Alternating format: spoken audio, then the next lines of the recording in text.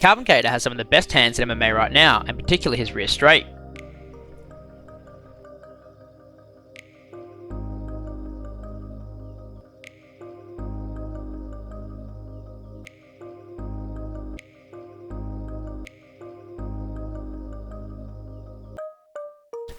Praised for his boxing, Kattar is no one-trick pony. Knocking out Jeremy Stephens with a ferocious elbow, he showed fantastic fight IQ, switching his dangerous rear straight into a rear elbow to catch Stephens, who had been slipping inside to throw a counterpunch repeatedly.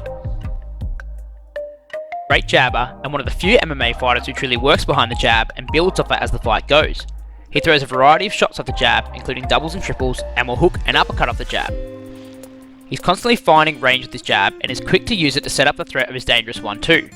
And once he has established that, he'll look for left hooks to the body to catch the opponent dipping to that side, and will come back swinging right hooks to find the opponent's chin as they bring their head back up. Calvin uses a lot of in and out movement, stepping in the jab and retreating quickly, firing back suddenly at opponents who attempt to chase him, or bite on the initial forward movement.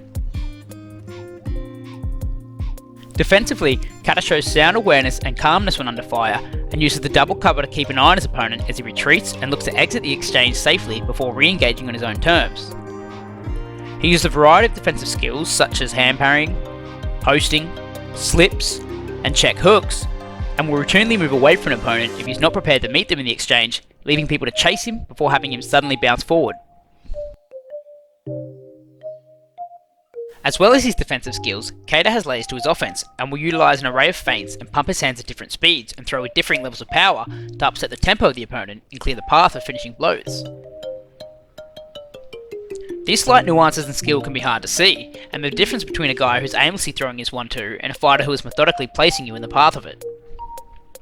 Kattar's punching is incredibly aesthetic and has similarities to other rangy users of movement and the rear straight. Stumbling to Moicano and Zabit, and with constant muttering about Kattar's apparent weakness to leg kicks.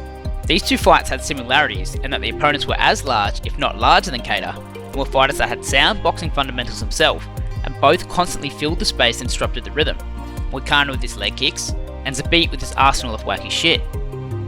Both fighters also rarely moved backwards in a straight line, and looked to circle after the initial backwards movement, disrupting Kattar's ability to follow them backwards with the long rear hand.